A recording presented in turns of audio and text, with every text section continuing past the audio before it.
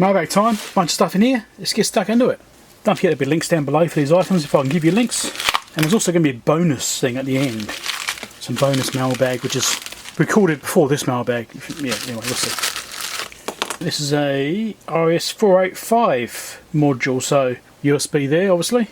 And RS485 here. We're going to open it up and have a look. Let's have a look inside it, shall we? There we go.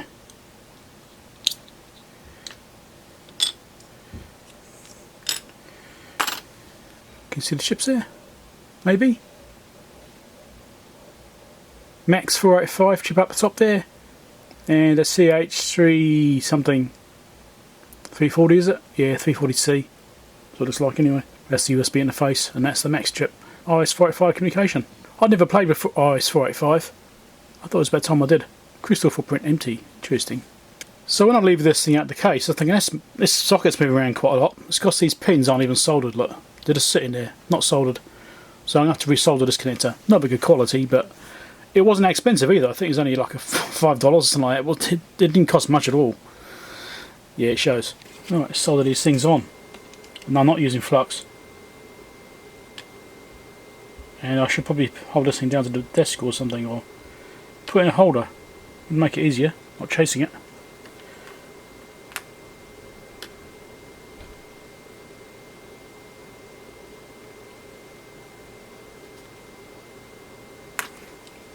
And this is actually decent quality solder. This is silver solder I'm using for this. Now I'm going to redo this pins as well, since I did actually move it around because it was not securely in place like it should be. So let's solder the pins. So if you get one of these things, pull it apart, check the soldering, consider giving it a touch up.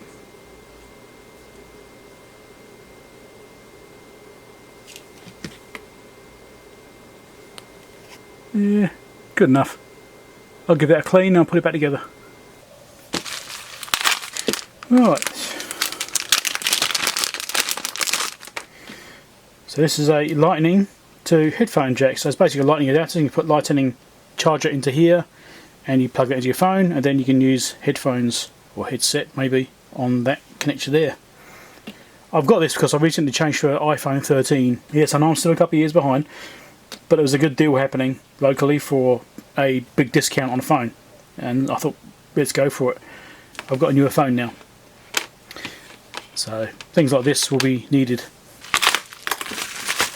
So another RS485 adapter. This is a different version. This one's actually got a connector on the end of it. This has got ground and 5 volts references as well if you need those. Yeah, so it's probably the ground reference is the one you most likely need the most. 5 volt likely won't need it. Unless you're trying to power a device, of course. I haven't played with 485. I thought I might need to use it or something. I had no gear to do 485 playing around, so I've got a couple of different versions of 485 communication gear. I don't know. I may or may not even use it. Looks familiar, doesn't it? It's almost like I've seen it twice. Here's another one, exactly the same. I bought 2. And it's cheaper to buy 2 individually than it was to buy 2 together. Go figure. Always have spares. And what's this one? I'll get into the bag. This is another version. Now those ones have got the charger port on them. This is just a plain headphone jack. Very similar actually. Almost looks like it's identical. But this is just purely headphone jack only. In case you didn't need the charging port one. I don't know. Yeah. Links down below. And here is another RS485 transceiver. This has got 5 pins, 2 of which are ground. So it's got 5 volt and ground and A and B obviously because it's RS485. And it's basically a slightly better version of this one, I think. Really. The pins are even all soldered. That's nice. Like I said, I don't know how to use these things. I didn't even know which one would be best to get, so I've got a few different ones. Comments down below if you've got experience with using RS485. Yeah. So these are Elecall hand tools, or these are side cutters. Now, you can blame IanScottJohnston for this.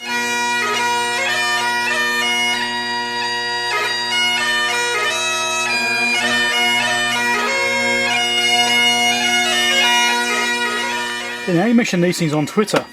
Interesting that one's got like wrapped up tape around it and one doesn't. Anyway, they're both the same one. And he said he's got some of these, and he really liked them. And because he said he really liked them, I thought, okay, I'm going to get some, and I'll give them a go too. It's always really hard trying to find nice colours which are robust enough and fine enough to do certain jobs. And if he reckons they're pretty good, Miss IanScottJohnston after all, then I'll give some a go as well. How good they are, I don't know, time will tell. But Ian reckoned they're good, so I thought I'd give them a go.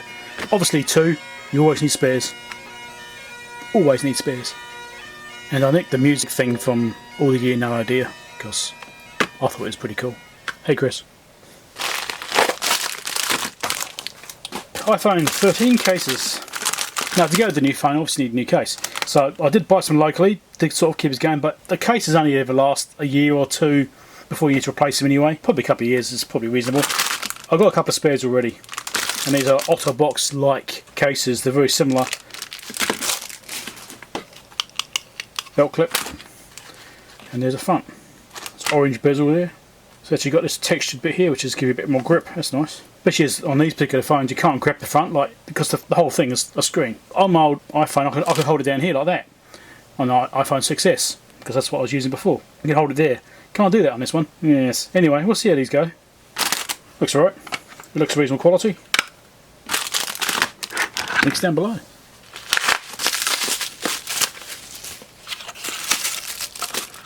It is another RS485.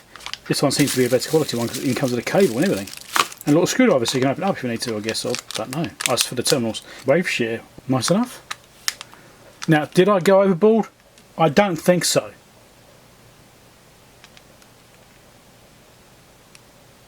Okay, maybe I did a little bit. What do you think? Tell me down below in the comments. Did I go overboard buying RS485 transceivers? Is it a good idea to have a whole bunch of different ones? Tell me down there. Tell me in the comments. Because, yeah, I don't get carried away. I absolutely do not get carried away. This one here opened already because I thought it was a bunch of packages. It wasn't. Bunch of fuses and some screws and something else dropped on the floor. And some little stickers. Okay, so it's like a little fuse holder, inline fuse holder. Let's take these off. There you go. 6-way inline fuse holder. Could be handy. There's been a couple of times I wished I had something like this. And you have to be careful. This end's positive, this end is negative because it's like just a joining post. Be careful about that. But I've used this similar to this before in a motorhome. Well, actually more similar to this one. There's been times I wished I had something like this to work with. And, you know, I was working on a project or wanted to do some wiring or something. I saw these there, thinking these weren't that expensive, so I thought I'd get a couple. And this one here is basically the same. Yeah. And this one's got some LEDs built into it. Yes, this one's got some LEDs built into it, so you can actually see if the fuse is okay or not at a glance. That's a nice little touch. I didn't notice that when I purchased these. So these will be negative bus bars down here. So you've got negative there and rails. And you've got the positive common here, and obviously you can split out to your fuses. But it's really nice that it's got the LEDs in there. That's a really nice touch. Soldering iron tips. C245955 and C245755. Anyway, I'll get in there anyway.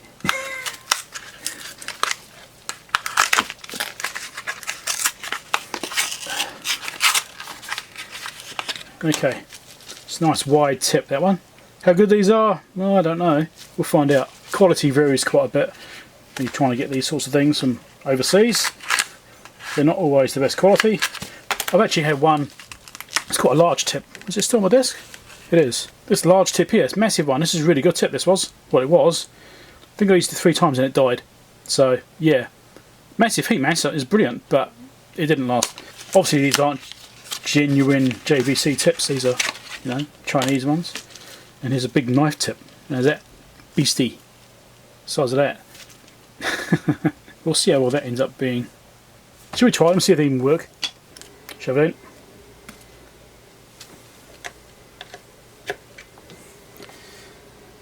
Well, it's heating up. That's something.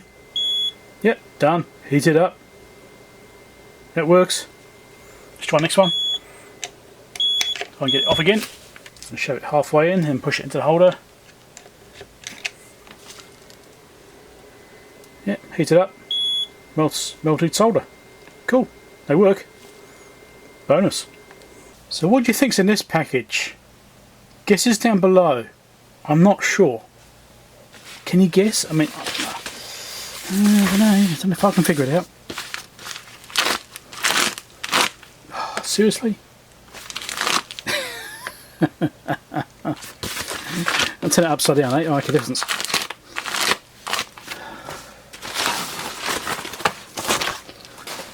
It's a slightly bent box. Hopefully it's just the box that's bent and not the keyboard as well. Guess we'll find out. It's a wireless keyboard and mouse combination. Now I was thinking about using this for my signal scope, hopefully, because it does have Bluetooth. You know, you can plug in a Bluetooth dongle and use Bluetooth on wireless devices. The one I've got only supports a mouse, right? There's no keyboard support on it. And I tried buying one before, but it didn't work. It's one of, you know, either a keyboard or a mouse. Couldn't use both. This time I've got this combination, which has a little thing with it as well. So I'm hoping that I can use a combination of the mouse and the keyboard when I'm trying to control the signal and scope. Because sometimes it's really handy. Just jump up, punch the numbers in. Like if you're trying to, you know, set some parameters up and on scope, rather than trying to use the mouse to try and, you know, program that in, which you can do, or using a touch screen you have to reach over and touch it, which is also fine. But a keyboard sometimes can be much quicker to do. That's why I wanted to get one of these, and we'll see if it works. It may or may not even work with it, I don't know. Let's fire it up and see if it actually works. Well, the keyboard is working with it. Like I'm going to type numbers in like this, right? That's working. Okay, so that's okay. But the mouse is not working. I mean, maybe the mouse is flat. Maybe I'll try plugging the power. But so far, the mouse doesn't work. Okay, I put some charge into it. Now it seems to be working.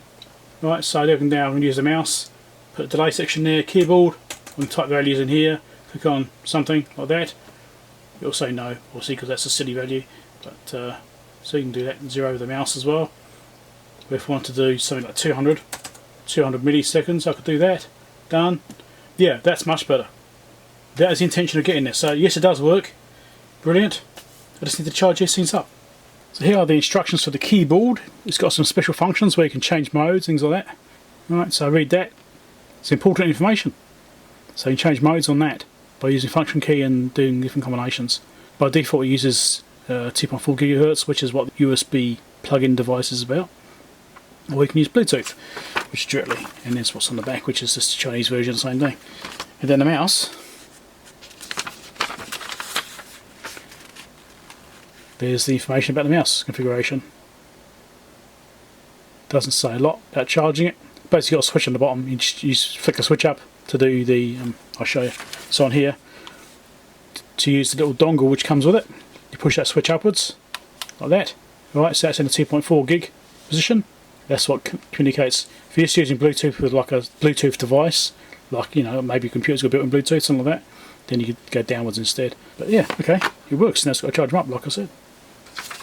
So that is on that side of that, and that's what's on the rear side, which is more the same really. Doesn't really say much.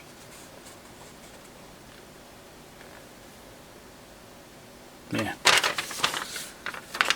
Next thing. You wouldn't have seen this on the screenshot of the opening sequence because I've added this in later on. Was it before? I'm not quite sure. So Victron Orion-Tr Smart Non-Isolated DC to DC Charger. So this is for the motorhome. I'm changing to lithium batteries. I'm sick of AGMs giving us short lifetimes. And it's a bad idea to go straight from an alternator straight to a lithium cell, because a lithium battery, like lithium iron phosphate, they'll just suck up as much current as you can give them. And you can burn the alternator out if you're not careful. So it's a good idea to put in a charge controller. So this is what I've got one of these for. 24 volt to 24 volt, 17 amps. So you can actually parallel these up. If you want 34 amps, you can put two of them in. I'm sure there's other ways of doing it which may be more efficient. I don't know, but there's a little plug there, shorting plug thing for, you can control them remotely as well. And that's something I'll be doing. I do actually have a current charging system which is limited to 7 amps. which is basically done through a diode bridge and a dropping resistor and stuff like that to try and balance the voltages out on the current AGM batteries. So it will only limit the current to about 7 amps charge maximum when the engine's running. So this will give me 10 more amps than I've already got. We've got a nice big booklet here, multiple languages. I have to sit down and read this. That looks good. I'm debating whether or not I do a video on it. But this has got Bluetooth as well, so you've got power light here, you've got Bluetooth indicator here. So you can connect it with Bluetooth and you can adjust the settings, adjust its charge count, stuff like that. You know, below the minimum. If you want to dial it back a bit, you can do that and stuff like that. And so you've got a remote control option here, so you can hook up to remote ports here and turn the thing on and off. So it stays connected all the time, obviously, but you can remotely turn it on and off with like an ignition switch or something like that, so it doesn't potentially drain stuff. Or if you want to have it so it's not always charging, you just want to charge at certain times because you want to reduce your loading on your alternator, you can turn it on and off remotely. So these things aren't cheap. Victron is high quality stuff, I believe. They seem to be everywhere. If you look at the like solar systems and lithium battery stuff, Victron is everywhere. It's really common. So they seem to have a good reputation. So I've gone with them as well.